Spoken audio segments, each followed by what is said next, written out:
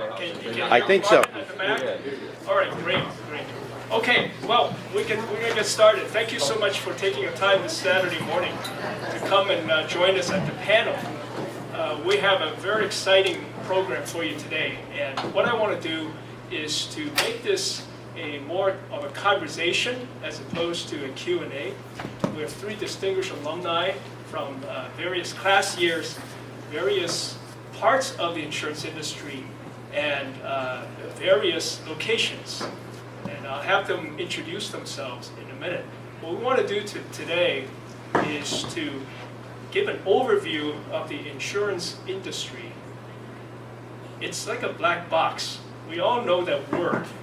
We probably all have some kind of insurance, but we don't really know the intricacies and the scope of insurance and career opportunities in insurance for Holy Cross people. So this is the purpose of the panel. We're here to open the lid on this black box called insurance and also unpack a little bit of it so you can come away from it with a better understanding of what it is and where you might have a career in it. So before we start, I'll have the three panelists briefly introduce themselves, and then we have a little video to show about insurance, and then we'll get going with the conversation. So we'll start with this. Sure. I'm Liz Mitchell. I'm class of '84. At Holy Cross, I was a classics major, just to kind of show you the value of a liberal arts education. I study a lot of math, though, and I started as an actuary. I'm a P&C actuary. But I spent most of my career in the reinsurance industry, which we'll talk a little bit about what reinsurance is.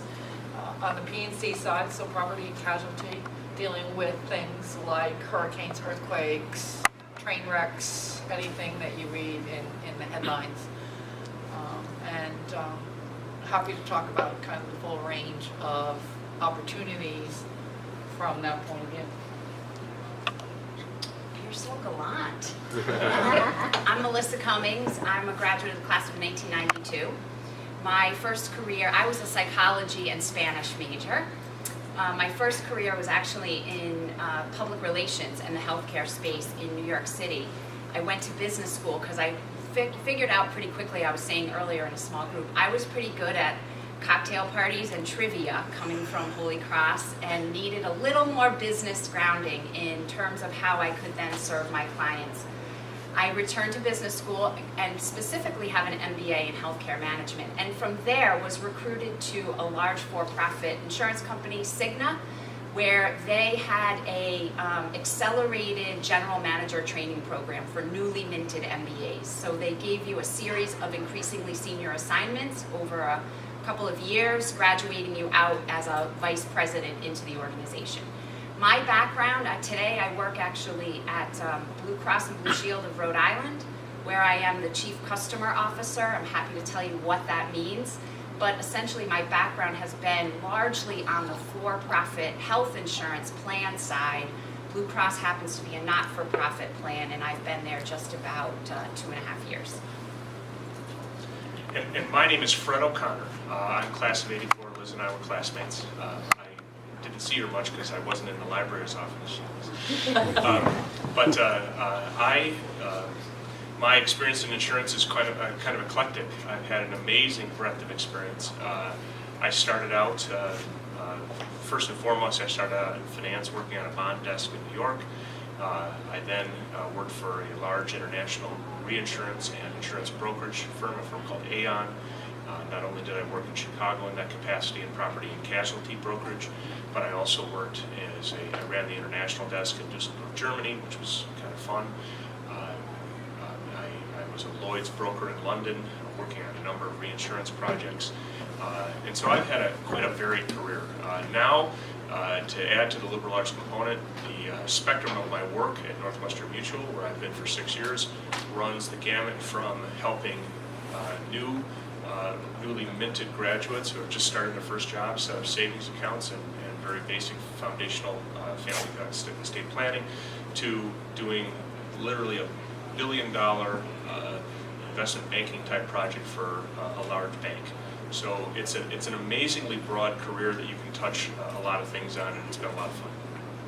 So I think by the end of this panel, you're going to be fascinated by all the various industries and specialties in insurance.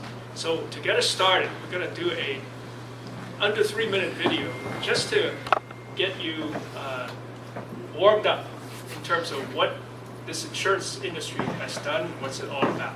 Now this is a bit dated. I think it came out in 2012, so it's 5 years old. So after the video, I'd like all 3 panelists to update us on the current situation, make some comments about what this video has shown. And feel free to say what you want to say.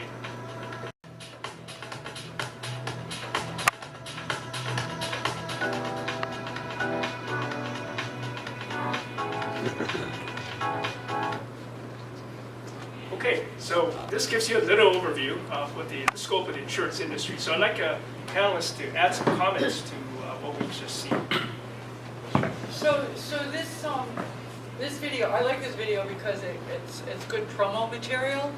It's more heavily on the property and casualty side. So there are a lot of issues, for example, in healthcare that are present in the news. But if I were going to update this, I would talk a little bit about the catastrophes that have happened this year, the heavy hurricanes. Backing up a little, the way insurance works is, and I'm sorry to be really, really basic, is you pay a premium, you chip into a pool of money, and it pays for whoever has a bad event.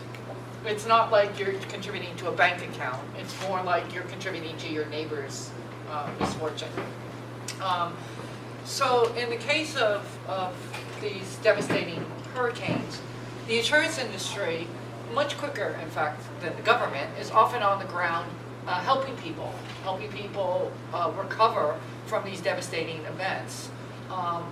Numbers of devastation are, I don't actually know the numbers on the insured value precisely, but the numbers, for example, in Puerto Rico range from 20 billion to 85 billion, which is a staggering amount since the whole island of Puerto Rico's values at risk are something like 270 to 300 billion.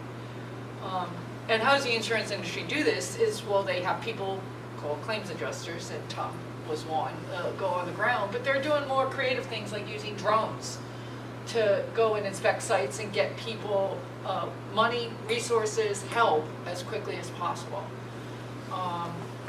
The reason the insurance industry focuses on safety is because they're trying to prevent these kinds of events from happening. In the case of hurricanes, there's a lot of emphasis on construction, not only from what protects from fires, but what would protect from storm damage. So I would say that $26 billion number that they quoted in that video was in the year after Sandy. I would guess that the insurance losses this year would probably be close, if not top 100 billion from these catastrophe events. In addition to the 3 storms, Harvey, Irma, and Maria, there was an earthquake in Mexico that was pretty devastating. I think there were 2 earthquakes in Mexico, and a bunch of other smaller events around the world. The business is global. This video, I think, was prepared by a company called Munich Reinsurance. So all of the costs of these events are spread around the world, which creates a lot of opportunities for different kinds of professions.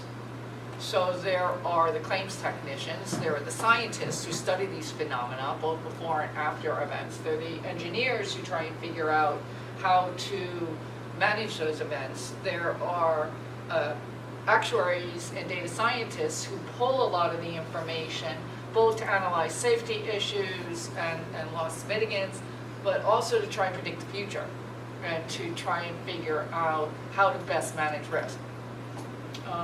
So there's a lot of kind of dynamics associated with that. The P&C industry, property and casualty industry, affects everything that you know from a home, auto, jewelry, all your possessions, but it also protects all of the business ventures. Not only from a physical risk, but also from business interruption, from things like cyber risk, etc. I'll now turn it over to my colleagues who will talk about some of the other areas of the business.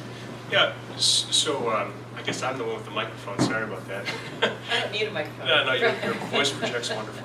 I guess let me approach it this way.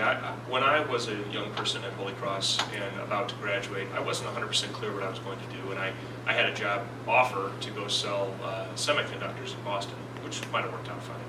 I ended up kind of punting and going to business school because I knew school, and I knew I could do that well, and then bought me another 2 years to think about what I wanted to do for my career.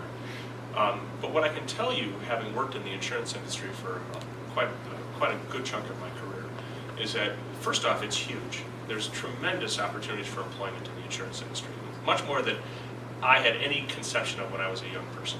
And as Liz said, there's many ways that can manifest itself. You can be a highly analytical person and wish to work on your own and do modeling, and those skill sets of someone who, I guess the kind of perception is maybe you have to be Mr. Outgoing and selling all the time, and that's a certain kind of skill that works very well in insurance. But there's the other kind of skill, which is you really don't want to interact with other people very much at all. You just want to crunch some numbers, be very, very analytical. So there's this incredible spectrum of experiences that can apply in the insurance space.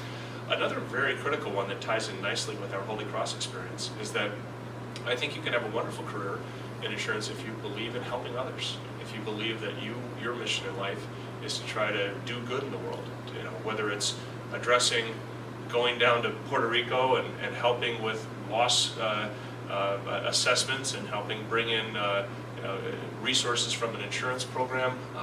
That's one way of doing it. Another way is being present with people and talking to them about their goals and their planning and helping them understand that if they set aside some money today, that they can achieve their long-term goals. And you'd be amazed. This is kind of my life today.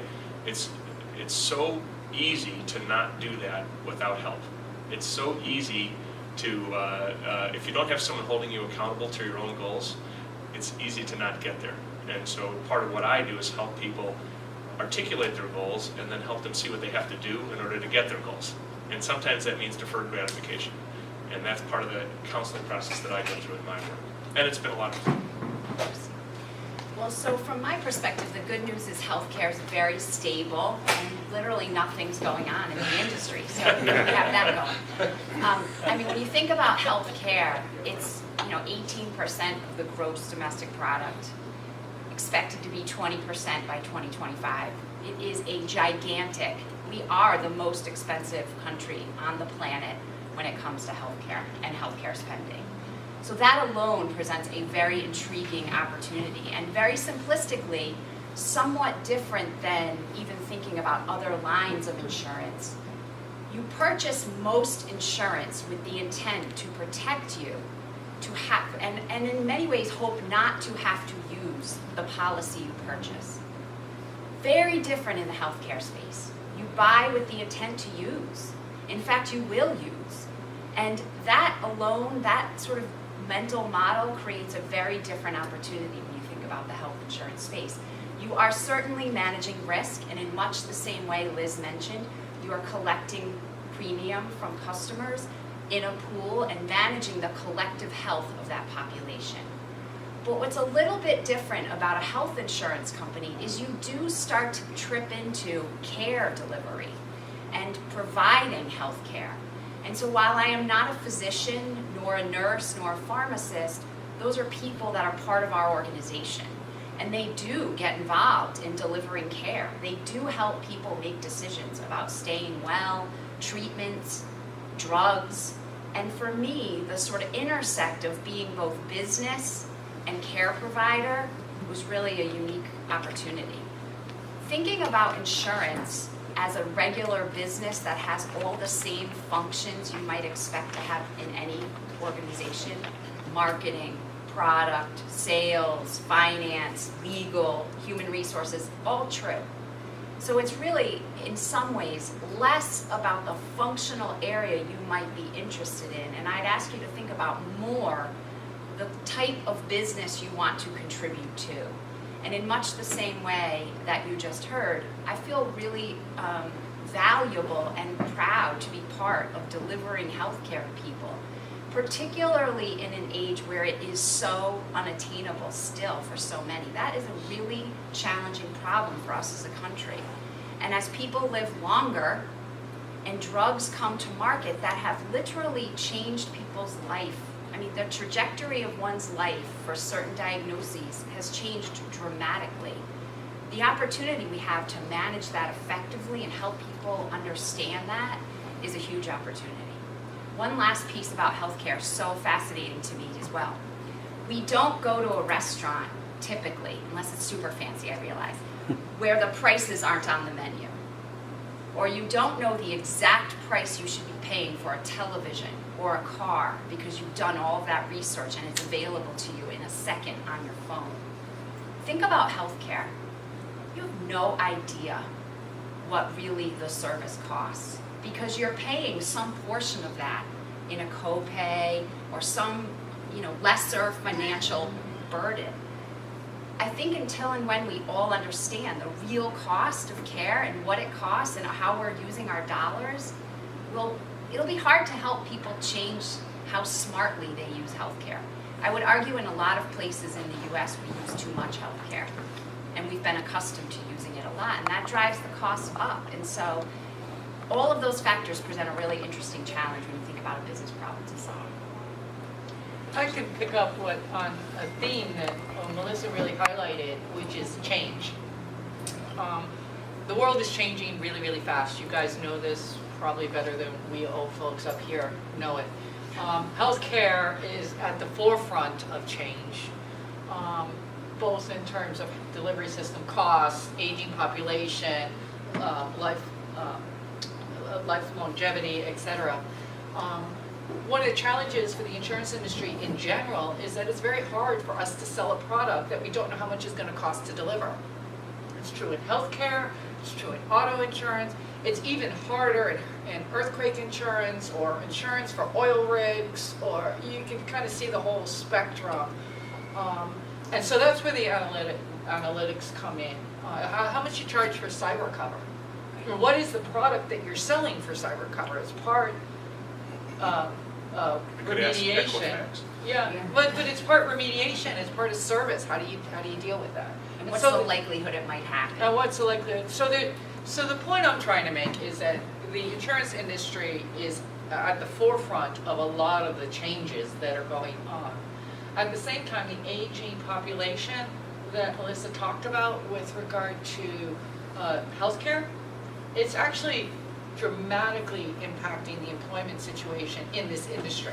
We are a very old demographic industry. The industry stopped investing in talent in that kind of next level of management, and there are lots of projections of a shortage of talent, a shortage of people to fill the needs of the industry in the hundreds of thousands, which means that for you guys, there's a lot of opportunity.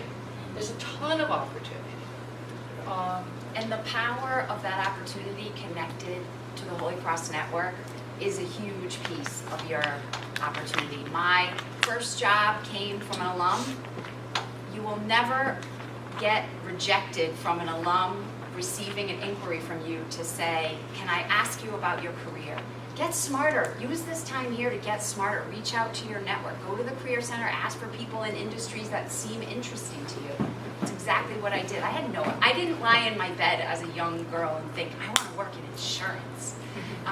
But I did think about different industries that were appealing and interesting to me, and having the linkage to talk to other alums about how they got started. What did you do? What did you think about? And often that turned into some sort of introduction and some sort of networking opportunity, and lo and behold, in some cases, those were job opportunities. And I think much the same. I don't think that many people think that they want to get into insurance and set out to do that. You might say there's sexy career paths. I want to go work at NBC or something like that, but this ends up being number one, there's jobs. They're reasonably well-paying jobs. There's jobs that you can build an incredible career with a lot of freedom in. There's international experience. There's managerial experience. And as was just said, you can not only go to the Career Center, but you have this wonderful tool, LinkedIn. You just key in Holy Cross Insurance, Massachusetts, and 700 names are going to pop up of alums you can call. And then you just look through and you see their picture and their bio, and you say, well, do I want to ask this person about careers? And as Melissa said, they'll take your call. I mean, they'll literally take, they'll take time with you and coach you through the process. So it's a wonderful time to be graduating and thinking about a career and going out and being able to make really decent money and do something that's actually intellectually gratifying and challenging, but I believe in many cases very, very spiritually satisfying because you're going to be doing good work. Yeah, and I would say that these are great jobs. I mean, this is, I was jazzed every day I went to work. There were good people. I did interesting things. I, like Fred, took different assignments. I worked out internationally. These are not just, oh, well, it's stable and I get a paycheck and there's a job there. I mean, these are really, really interesting jobs. Two other areas that people don't think about when they think about insurance are technology. Technology's hot, right? Everyone wants to go into technology. Well, the original big data industry is the insurance industry. We have lots of data. We're big users of data, and there's a whole sector called InsurTech, where people are developing apps. I mentioned the drones dealing with hurricanes. That's an app that USA developed with a sub and is being sold to other companies. There's all kinds of data scientists, data predictive analytics jobs, and the insurance industry has the data to do that, plus they're using new data sources. So that's one area that people don't think about the insurance. I mean, we have actuaries. We have a whole profession that's geared around taking data and projecting the future and managing risk. The other area that I think people don't think about is the insurance industry, I think, is the largest investor in the world. The investment departments of insurance companies are larger than most banks. The reason is because people pay us premiums. We hold that money until it's time to pay out claims, especially in places like life insurance, where you're paying for long-term savings. $1.3 billion of free cash flow every month goes into our business. They have to figure out how to reinvest that in different securities, but it's astonishing how much money flows through our system. And it's all the investments. It's not just bonds and stocks. It's private equity. It's mortgages. So I'm an actuary. My husband in the back is an actuary, and he managed an investment portfolio at a big reinsurance company. So the trajectory of most of our careers has been kind of that's interesting. Let's do that for a while. And if you can think creatively and analytically and problem solve, there are a lot of different opportunities. One other thing I would say is, don't think from this discussion that you need to now go to business school. No. Go and find something that you're passionate about and an area. I mean, there are a lot of lawyers in the industry, a lot of accountants as well. If something is interesting and you think you need further education, then go get it. But most insurance companies will provide training that you need. There are a bunch of professional designations. In fact, Tom's badge over there is kind of littered with professional designations after his name for courses he took and examinations he took. Actuaries are a profession. They take a series of mathematical exams, and there are different kinds of actuaries. So there are different kind of career paths that you could take to further your education. But don't think, oh, I can't get a job unless I go out and go to business school and get a business degree. That's a great segue. So perhaps we can unbundle this a little bit. So what are the big pieces of insurance careers? Where are they from? So in property and casualty, you have the insurer, you have the insured. That event happens, and now you kick into gear. So there are people that are client-facing, and there are what we call negatively back office, but equally important jobs. are there other components that you think? There's the investment component. So imagine the insurance industry made up of client-facing jobs where you actually go to the scene and talk with the victims and assess it and process. There's that part. There is the so-called back office that is everything that a business is: marketing, advertising, product management, operations, actuarial risk analysis, data and data analytics, and so on. And then there's a third component where all the premiums you collect, free cash flow of over $1 billion a month. Someone's going to manage that and invest that. Right? Have I missed anything in those terms of those three big pieces? The only thing I would disagree is that the back office is smaller than you characterize. You know, the people, there are many more people touching clients than, you know, I touch client as an actuary. The marketing people are out there with the business people figuring out what the needs are. The product people are out there figuring out what the product needs are. So, you know, the days are long gone of people sitting in kind of dark rooms and kind of cranking out product. The only people that I would really characterize as back office are kind of the people who do the financial reporting, you know, the publishing the financial statements, the accountants. But even they have to interact with investors. The finance people are interacting with Wall Street and raising capital and managing capital. The insurance industry is a capital-intense business, so finance is on steroids in our business because you have to effectively, you know, have enough capital but not have too much capital, and use creative ways of having, you know, just-in-time capital. All of these things come to bear on the insurance industry much more than they do in most other industries.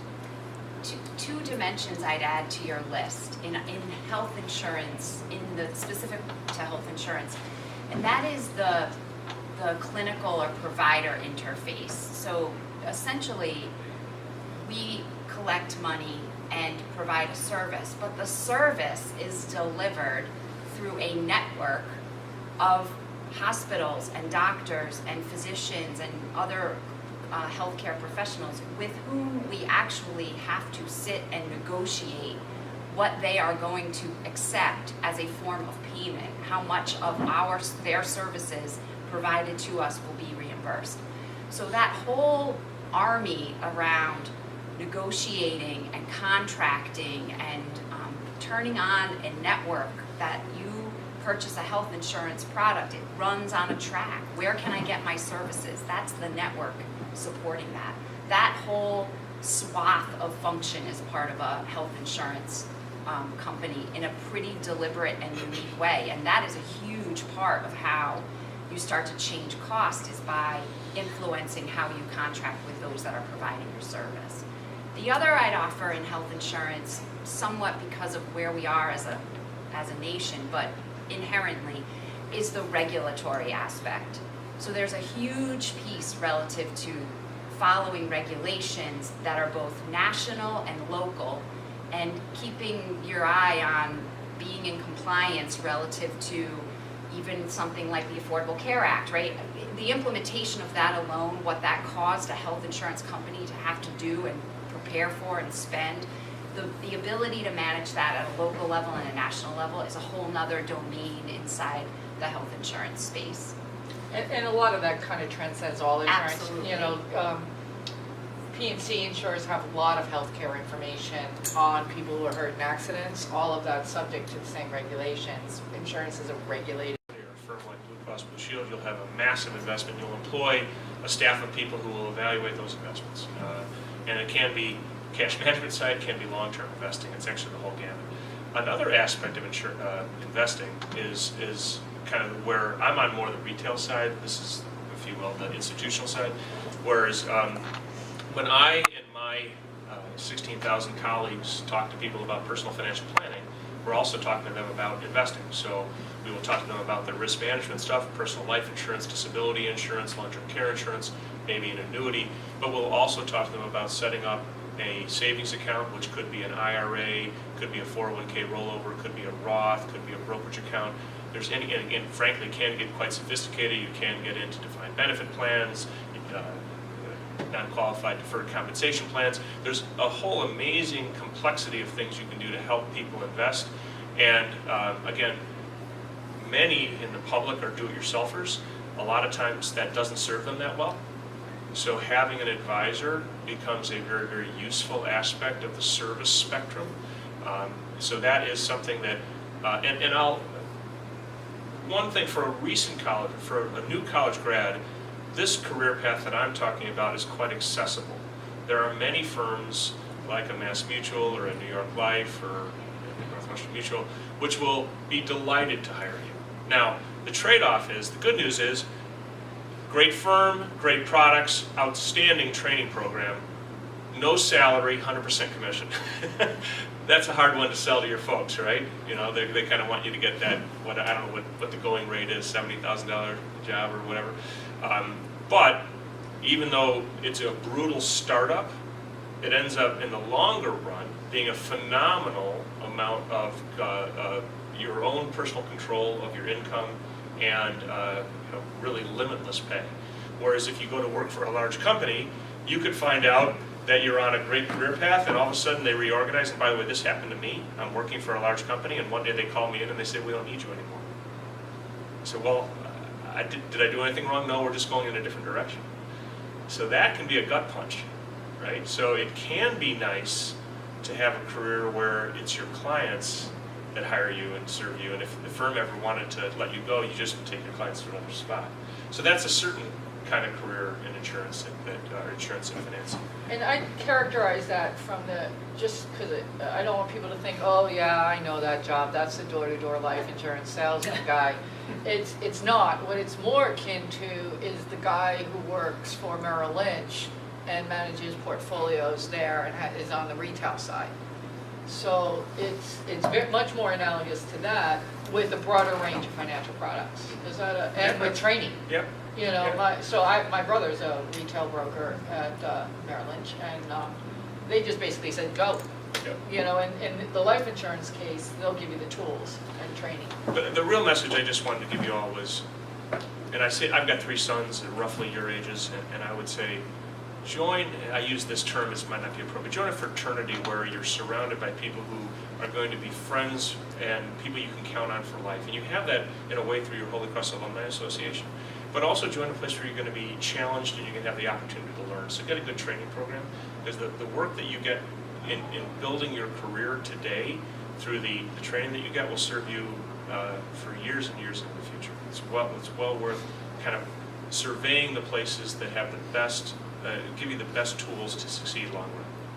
Kevin, you know that. They have a wonderful training program at your shop, and it's been a great spot for you where you landed. Absolutely. No, I think they trained me for almost a year before they let me talk to a client, and having that foundation and now being in the industry for a few years and having done a lot of networking with people in different firms and different sides of the business, I mean, that sort of foundation is invaluable for the long term. And I think that's common throughout the industry, that they're going to provide that. And from there, your career can go many different directions and be very fulfilling, I think. So, and I'm still young in mine. I mean, I've only been in it for 5 years, but I'm already starting to see paths that are presenting themselves to me, and being in a very fortunate position of, well, which way do I go, and having those choices, and that's what's so rewarding.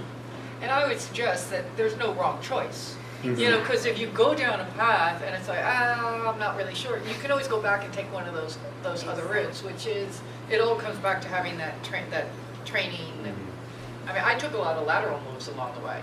It's kind of, that's an interesting opportunity. Go that way and then go up. It wasn't all a kind of, unless I'm getting a trajectory up. That's a great point. Let's move to talking about connecting Holy Cross students to your industry. So, how many of you are students here? Okay, great. And the rest of you are alumni, recent grads, and so on. So let's start with the student. Let's then move on to someone who's out for a few years, wants to consider insurance, what they should do. Some of the students I come across, when I advise them, they're very wary of not starting with the right job. So sometimes they would say, I don't want that because That's not what I want ultimately. And I tell them, yeah, you need to get on the bus and then you can always transfer along the way. But get on the bus and good things will happen. You're on your way rather than sit around or even, like you say, go back to stay in school and pay MBA fees. That kind of thing. So comment a little bit about that. Help the students here understand generally how to connect, and in particularly how to connect into your field as an entry level. I mean, I guess I'd say, first of all, if you're a student in this room and it's Saturday morning of homecoming, bravo, because I'm not sure that you're a rare breed and that's awesome, so thank you for coming. I guess I'd say some experience is better than no experience, and I have found in my own career, jobs I ended up not enjoying tremendously, in the end, proved to be more helpful to me in the long run. Because like being in school and working with classmates with whom you think, holy cow, I cannot work with this person any longer, guess what? That's the reality in the corporate world as well. And you learn skills in those situations about managing interpersonal relationships to drive forward to do whatever it is you need to do as a team. So I would encourage you to get past the mindset of, is this the right thing? The right thing is not doing anything, because any experience you get is translatable to the next thing. It's simply about what you make of it and how you convey it. I really emphasize the networking power, the power of the network and the alumni linkage that you have here. Second to none. I have friends from lots of places who went to school, and I can tell you there is something about the Holy Cross Network that is sustaining and powerful, and using it and connecting into it and taking advantage of that, however you feel comfortable doing so, is a really powerful opportunity. If it doesn't produce you a job, it will produce information for you that will help you in that space of, do I do it or do I not? So we human beings are social creatures, and you do best where you thrive in communities. And sometimes communities are presented for you, and sometimes you can create them. You know, we created this insurance alumni group, right? So you create communities, and then you participate in them. And by doing so, you make relationships, and those relationships help you out in life. Kind of basic stuff, but execution is the key, right? You want to be involved. So, you know, take the opportunity to get involved, get to know other alums, and reach out. Kind of to Professor Chu's point, I think that in your 20s, it's wonderful to experiment and try different things. I mean, I think it's really smart to be employable. It's really smart to be able to live within your means, be able to pay your bills, and so to have the jobs that we've been discussing will do all that. But if I look at hundreds of resumes, and I love when I see a young person who took 2 years off to go work in Kenya and then came back, or did an entrepreneurship thing and it blew up. Doesn't matter. The amazing learning, and a lot of it is, can that person articulate what the learnings were from that experience and how it will help them be successful in the job that we're talking about? If they can articulate it and help me see the path, then I can see how I can employ them. Right? So by all means, try different things. It is a tremendous gift if you're that rare person and you know what you want and you go get it. Because the earlier you have that clarity, the more likely is that you're going to get the 10,000 hours of experience you need to be an expert at it that's going to allow you to really make big money. That's not most of us. Most of us have to bounce around a little bit. And I just want to assure you there's nothing wrong with that. And there's plenty of work for those who try different things out for the next 10 years or whatever.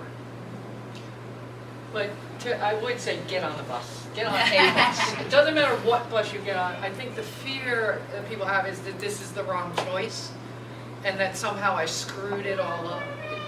It's just not the case. The worst thing to do is do nothing. And by the way, I'll interject. I don't so much find that with young people. What I find is that you get the guy in his 50s who loses his job and he's waiting 3 years to get the perfect job, and in the meantime he's been out of work and he's now become unemployable. Don't be that person. always be doing something, get involved, because it's those gaps in your life that it would really end up costing you psychologically, as well as it really diminishes your options. So I jumped ahead, sorry. Yeah, no, but I think what happens in that thing is people always think that they have to get more. So if they were making X dollars, I can't take a position for less than X dollars. Right. But you do, and you don't have to stick with it. But by doing, you create new relationships, you create new opportunities. When I left school, I went back to my waitressing job in Cape Cod. I saved all my money. I backpacked around Europe for 3 months. And I came back and I thought I wanted to work in Wall Street. It was mid-'80s and I couldn't get a job. It was Christmas time, and so I took a job just to pay the bills at a company called Insurance Services offices, where guys wore brown leisure suits to work, and I thought, oh my God, what the hell am I doing here? But in the process, I found this thing called actuarial science, where you take exams and they give you money when you pass. It's like, oh, I can do this, and a career progression with, so in this kind of really weird set of circumstances, a new opportunity arose. And I didn't stay with that job for longer than 18 months. But I had another opportunity, and I so you have to do something. You have to have a way to create opportunities, because you don't know where they're going to come from. I mean, I've had jobs where, I've had awful bosses. I've had, situations that I didn't like. I worked for a company that went bust, which was another learning. So there'll be twists and turns along the way. Take the learnings from them, build a good set of skills and a great network, and you'll be fine. Something you said, Fred, though, I want to go back to, I think it's so important and doable, is to think about whatever experiences you have had and twist them around to think about what would an employer want to know about those experiences. Right? It's fine if you were a lifeguard. It's fine if you were a waitress. It's fine if you worked in a pet shop. Did you lead a team? Did you manage a budget? Did you oversee a project? Did you introduce a new way to do something? Did you help build a plan to execute towards something? All of those little ingredients are in those experiences. And did you manage a crisis? All of those kinds of things, I encourage you to speak to employers or potential employers through that lens, less about, I was the lifeguard who did these things. What did you do? You oversaw people's lives. You were on call. You managed risk. Like, all of those things are relevant. Think about that. And it's a rare student, I would say, who can make that conversion. It matters to the listener on the other side. It's helpful to hear that you've thought about your experiences. Whether random or not, there's a story that can get organized when you start to think about it through that lens. And employers want people to show responsibility, take ownership. Ask for the looking job. handouts, right? How few times people actually conclude an interview and say, I really want this job. Like, there's nothing wrong with saying that. It makes the hirer know, this person wants to be here, whether you want it or not. Say that. At least the leisure suits were brown. When I was in Everybody, I would be the last person in the office at 4 o'clock. And I thought, it was very government-like. It felt very government-like. I don't know if you know leisure suits, but when I was in college, someone sent me a powder blue. Oh, I didn't wear it. Okay. So one of the things, though, I learned over time, which I wouldn't have known coming out of college, is the work environment that you like. There are, in this industry, big companies, very big companies. There are big companies who have people out in the field, so that you're a branch of a big company, so you get stability, not stability. Fred talked about working for a global brokerage. He worked for a very big company. There are very small companies. There are companies that, are very entrepreneurial and have a lot of flexibilities, and there's everything in between. There are jobs where you have to go out all day, every day, and there are jobs where you might only have to go out once a month. And then there are jobs where you never leave your, office/cubicle. So I think as you kind of go through your first few jobs, think about what do you like, because you're going to spend a lot of time there. there are all kinds of jobs in this industry for all kinds of people. People who like to write, people who like numbers, people who like to be with people. But it's really important to know what environment you like to be in, because when you're in that environment, you're gonna thrive. So what is a typical entry-level position in your field? Maybe all three of you can address that. And what kind of skill sets are you looking for a candidate for this position? Say Holy Cross student comes in. I remember when I was an undergraduate, the business school I was in actually had an insurance major, and actually an insurance department. And I know Syracuse has a sales and retail major. So they're very specialized, right? But Holy Cross, as you know, you majored in classics. So what are some of the skill sets you would look for in a Holy Cross student? In what kind of entry-level position in your field? Well, to borrow a classical theme, in Northwestern Mutual, there's many ways one can join the business. Unless you're in Milwaukee, though, which is our headquarters, it really is only one way. And the classical illusion is you come back with your shield or on it, because our business is our business Live is free one. or die. Our business is one where it's all about production. Hunters. You're well, and really, if you want the freedom, the financial freedom, and the financial upside that can come from my business, and you want to do the kind of job that I have, you have to be really comfortable trying to make 40 phone calls a day, try to get 5 meetings a day, and try to get at least 1 sale a day. That's a tough hill. I started with 10 people, and 1 year in, I was the only one left. So it's an easy job to get, it's a tough job to keep.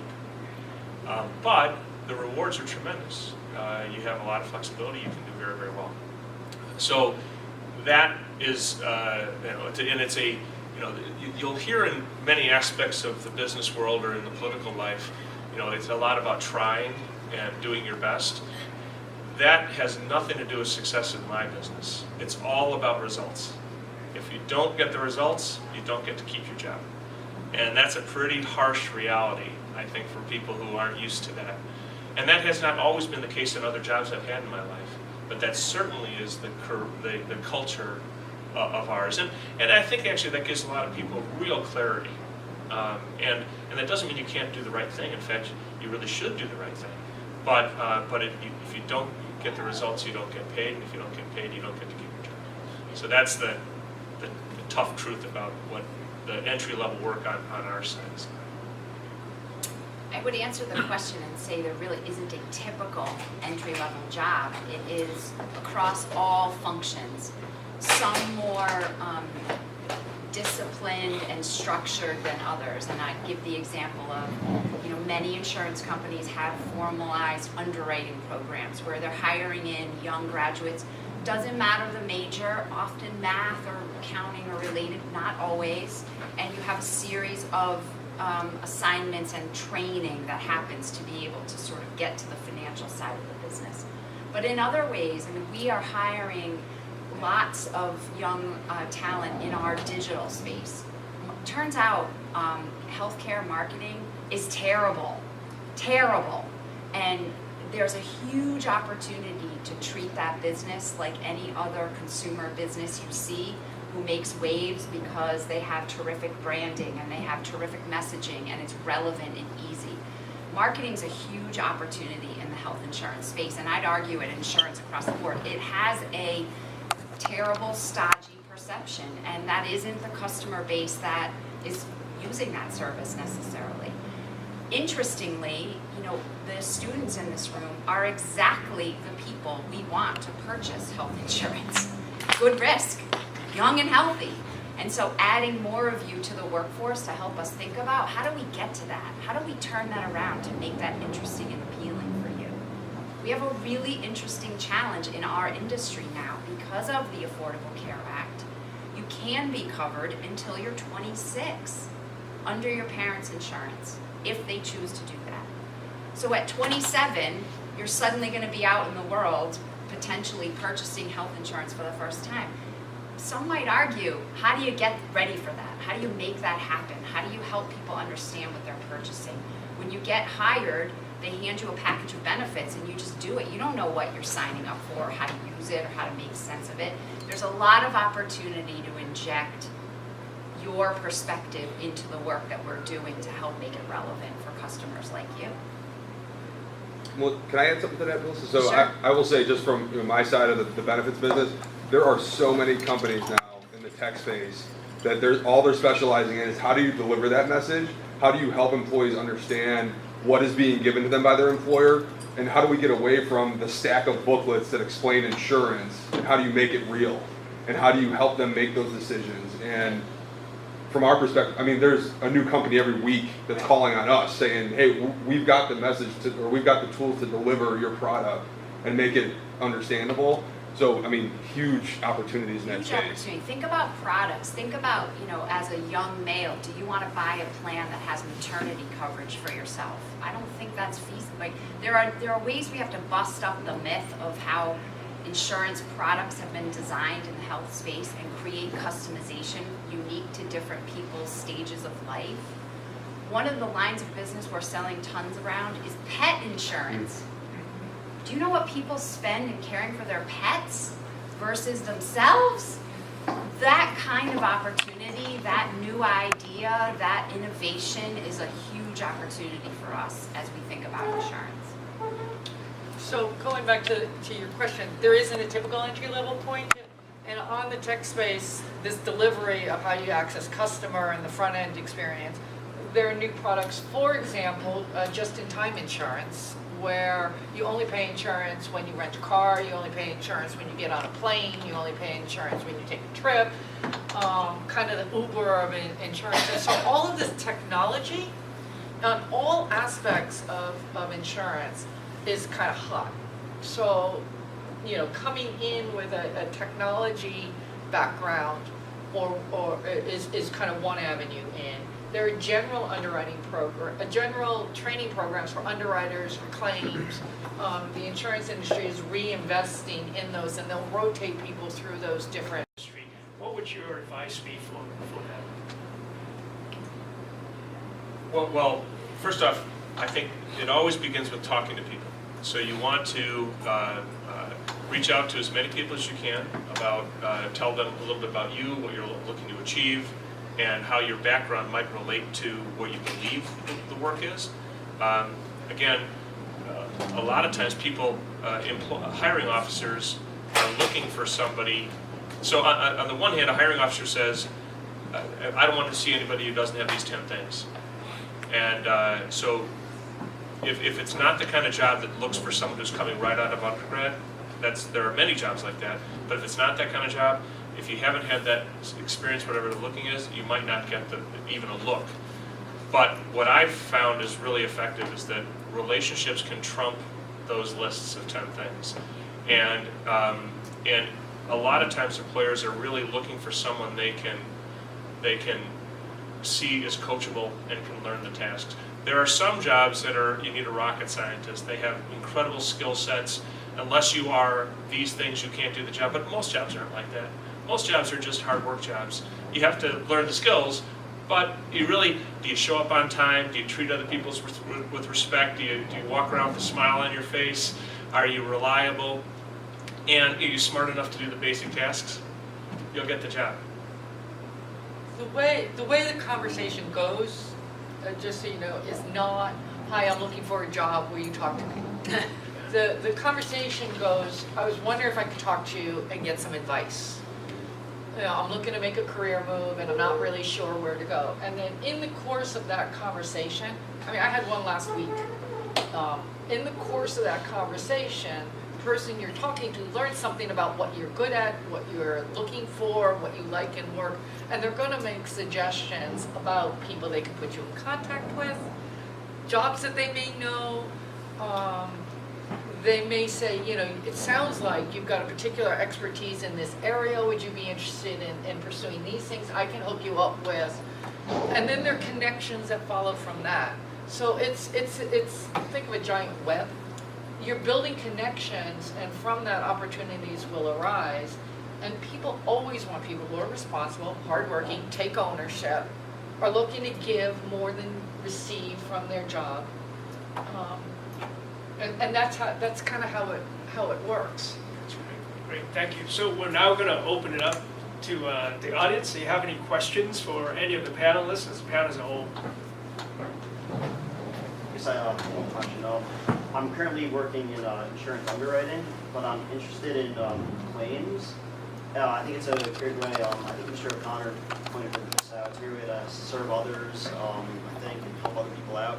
And I'm interested in what kind of skill sets and or ways to break into that part of insurance.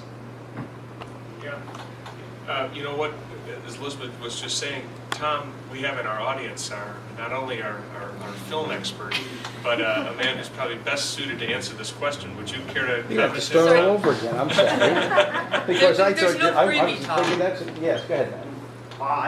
I just think it's something that really sticks out to me, the claims. I had an interview in April, just ended up not getting it for a claims adjuster position. But it's still something that I'm really interested in, and wondering if there's any advice how to break into that part of insurance. He's in underwriting now, Tom. Well, I would say that it's very much what they've already said for all the other jobs, and that is, many times it's not what you know, it's who you know, getting connections, networking. Again, one of the reasons, the chief reasons we created this group is so that we can network, okay, people within the industry. I would say I got into claims specifically. I had an older brother, class of '69. He went into underwriting. Me personally, I wanted to have that personal interactions with people, but unlike Fred, I didn't want to work for commission. And I kind of felt that I wanted to have a steady income, but still had the interaction with people. And I guess I just sort of, fell into it. I decided I wanted to get into claims, and interesting that I got hired, kind of a sort of unbelievable actually. When I went in for the interview for the manager who hired me, he said, he looked at my resume and he says, well, it says here you don't want sales. And I said, yeah, well, I'm kind of adamantly, constitutionally opposed to working on a commission basis. And he goes, well, claims is sales, And I said, no, I don't believe that personally. I said, to me, I understand the adjuster, the claims adjuster is the one with the checkbook. He or she is the one who's actually giving somebody a check, as opposed to a salesperson who's getting the check. I said, if you want to convince me or say that claims and sales are the same because you have to persuade people, I said, I'm all great for trying to persuade people. So I would tell you that probably just about any other manager would not have hired me because I disagreed with him. However, this particular guy, it all kind of lined up because I know that the reason I got that job was because I disagreed with him, I did it agreeably, and I had a rationale for why and why I had this position. He called me back, a couple days later. He says, are you still interested in working for, it happened to be Nationwide Insurance? And he says, I got one other problem though. I said, what's the problem? He says, I'm going to have to hire you. The minimum I can hire you at is like $1,500 more a year than what you were looking for. And I said, well, that's okay. Bring that on. I'll be more than happy to take it. But again, I can't emphasize enough, it's networking, taking advantage of that. And so if you get some entree, again, it's not what you know, it's who you know. So I'll offer just this little addenda. I would start out with some research. So research the companies that have that kind of job and that might geographically be relevant to you. So a lot of those jobs, it helps to be close to the headquarters. I'm sure there's plenty of situations where you don't have to be, but especially when you're getting trained. So what town do you live in? I live in a small town, mountainside New Jersey, about 25 miles away from New York City. New York City. So you're in the New York metropolitan area. Yeah. Tons of companies. Lots of insurance companies in that area. Mm-hmm. So make your life simple. You don't have to travel to Ohio to join a training. Find Find an insurance company that's in the area that has a good reputation for training, and then go to LinkedIn and see if there's a Holy Cross alum on there. Call them up and say, what do you know about the opportunities there? Is there anything you can coach me on? Things will just open up for you. But it will take hard work. You have to do the analysis, but there's plenty of jobs in that area. Can I ask you a question? What type of claims do you want to go into? Life, PNC, I guess health? PNCs, that's kind of what I'm familiar with now. So where are you in New Jersey? Well, I live in North Central. I work in Brooklyn, this company that insures the taxis, Ubers, and Lyfts, other vehicles, delivery vehicles in New York City. Have you looked into Chubb? I'm sorry? Have you looked into Chubb? Chug? Chubb, Bear in Warren, New Jersey, Parsippany? Actually, no, not yet. At least. You should. Should I? Yeah. It's one of the most respected insurance companies in the world. And big. And big. Very good. Man, I'll have a funny story to tell you some off about Chubb. And interviews I had at Chubb. So two other things I would say for people looking who are already working, looking for a job and looking to change a job. Two other things besides the networking, which is really effective. Look inside your company. I mean, your operation might be too small, but it's often easier to make a shift within your company, even if it's lateral, because you have some capital there. People know you, people respect you, and you kind of say, I really want to move over here. And also, by the way, if it's hard to move, this would happen in my first job. I wanted to move departments, and it was hard to move. So after I moved, I got another offer. I thought, well, it's just too hard to move around here. It kind of gives you an idea of the culture of the company in the long run. But moving inside a company is one way to shift from one area to another, and I did it throughout my career. The other thing is there are a lot of recruiters. Insurance companies use a lot of recruiters because there's so much desire for talent. They use them less on entry level than they do as you kind of go up. But find out who recruits for the insurance industry and get your name there. You always want to be in their data bank so that they call you. I also find them a useful way to find out what's going on, even if I'm not looking for a job. That's a good point. Don't wait till you're looking for a job to network. Start looking. Yeah. Any other questions? Sure. So I'm about 4 years out of college, a little bit over. I started in the health insurance business, also at Cigna, and have transitioned to a startup recently. But moving ahead in my career, thinking about ways to differentiate yourself. How do you see the value of kind of advanced education, whether it's an MBA or going through CPCU? I'm on client management side, so I think I'd be more attuned to going towards an MBA. Do you still see the value in having that as a differentiator looking ahead towards management, those type of roles? Ugh, I wish I had a simple answer for you. It's not a simple question. I think an MBA helps. I don't think it's the magic elixir, though. For me, again, coming from a liberal arts background and working in a communications marketing PR space, my clients at the time were drug brand managers at drug companies, as an example. And they were the classically trained MBA. And I recognized early on the limit of my counsel to them because I couldn't appreciate the reality of what they were being held accountable for. When you think about, they were running a P&L. They were launching a product and having to think about all aspects, operations, pricing, distribution, all of it. And I was a slice of their pie thinking about their PR and marketing strategy. So I knew initially going back would help me be better at the job I was in. I didn't really consider that I wouldn't return to the job I was in. And it was in broadening my horizon around other opportunities to take the skills I've accumulated and the degree that led me to sort of go where I went. So from that standpoint, it did provide for me an accelerant, if you will, but it also gave me a much deeper grounding as a broad business leader. I mean, today I have responsibility for sales, product, service, operations. I mean, so had I not had some grounding, again, I've had experiences on top of that. So it's that soup that I think is really important to sort of think about. is the degree of an important ingredient in your soup, I don't think it can hurt. I don't think it can hurt.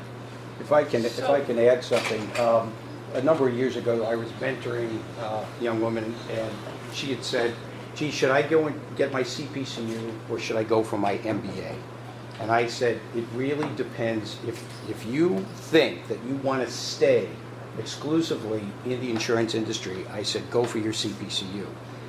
If your career is, you're not exactly sure where you want to go, an MBA is broader and it's more exportable, because let's face it, CPCU isn't going to take you into banking, for example. So she decided she went for the MBA. She wasn't sure. Well, today she's an assistant vice president for the same insurance company that I worked at, and I've subsequently moved on. But that would be my advice, is that if you're not sure, an MBA is probably broader. And I would say, Fred, I think you have both CPCU and an MBA, so maybe you could chime in on that. Well, first off, I just would say, take the opportunities you can to learn. You know, always try to be improving yourself. You're going to, I think people get bored and that kind of cascades in a negative cycle if you start and stop learning. Whereas if you're always trying to educate yourself, and it doesn't even have to be career-wise, it can be revisiting Spanish or revisiting classic. I mean, you just keep learning. I'm very happy I received my MBA. I was fortunate in that I didn't graduate with a lot of debt. So I would say there's a trade-off. So you don't want to bury yourself in debt. You can accelerate your career and pay it off, so that you have to do that cost benefit. What the MBA does is it gives you more options. Having it on your resume opens up certain jobs that you might not otherwise get. The real takeaway for me was I met wonderful people. I met, it's just another fraternity, if you will, as I said. I met some incredibly driven people from different backgrounds that I wouldn't have otherwise met. And that was very helpful to me, and it helped me in my growth. So I've got a slightly different perspective on this. The insurance industry is not a very diverse industry. The workforce is heavily female, but not in leadership. And racial diversity just does not exist. The executive women that I know tend to have a professional qualification in the insurance industry. They're actuaries, they're accountants, and they're lawyers. Overwhelmingly. Now, there's a huge industry emphasis now in improving that diversity. Part of this is that there's the dearth of talent, and there's a need for talent. There's also a recognition that they're not matching their customers. So you've got, I can speak more to the female, the gender difference. But there's significant difference in, need for improved racial diversity in the insurance workforce. That involves cultural shifts. It involves kind of changing how business is transacted, and a shift in what's important. And there are fundamental shifts. So in my organization, I had a lot of women executives, and part of that was because I had very flexible work environments. Everyone worked really hard, but they didn't need to punch a clock, which allowed people to have other priorities and families. There are still companies in the insurance space that, you dress a certain way, you come in at a certain time, and, you need to punch a clock, and people opt out of that environment. So I think that this is all a real challenge for the industry, but it gives you a lot of power to choose where you work. So to your question on education, if you're interested in this field and you are leaning towards one of those kind of professional qualifications, I think you'll do better, but I think it's going to shift. I was at a KPMG conference last week, and it showed a survey that like 60% of women feel like they're inadequate for their jobs. So there's real kind of cultural shifts. You have to raise your hand and say, I can do that. And I'm not trying to be sexist, but men do that all the time. Women kind of say, I'm not ready for that promotion, I don't need all the qualifications. Men, Fred jumped into being on full-time commission, I can do that job. And it's just kind of a societal gender difference that we have to overcome as women. And the industry wants us to, but heretofore, it's been largely people with a professional calling card. And so personally, because I was an FCAS, fellow of the Casualty Actuary Society, was kind of the response you kind of get, and you get accorded respect and positions that might not have been open to me. And oh, by the way, this was like a light bulb when I left college, because when I went to college, I was here when the school was celebrating 10 years of coeducation. It never occurred to me that men and women were different. But, you know, in the workplace, it was still there. And I mean, I kind of went through my work environment without really thinking about that. But I think my professional degree kind of opened doors that other women may not have had. And I think that's largely what I've heard from the different executives that I've kind of asked about that. And everyone says it doesn't hurt as long as you can financially balance that. Yeah. And a lot of people are starting to do that in tandem with their careers and doing it part-time, which is definitely the avenue that I would go down. So I think that is important. I think you're wise, in my experience, to have had some work experience. Mm-hmm. You're a better student for a graduate school. You're also able to take more from what you will be learning. You have more applicable experiences to apply to the things that you will then learn newly. I think you're on the right path. There is probably a window, however, by which your experience can outpace the need for the degree. Yes. And at a certain point, at a certain level in an organization, the salary need you might have with an MBA becomes less relevant if you've created experiences for yourself at a senior enough level. So there's a little bit of a, equation around that. Somewhere in the, sort of 4 to 8, 10 year kind of window post-graduation is a typical MBA experience. Don't assume you have to pay for it, though. You know, if you For want to sure. go to Harvard, For sure. you've got to leave and pay for it. But maybe someone might pay for that.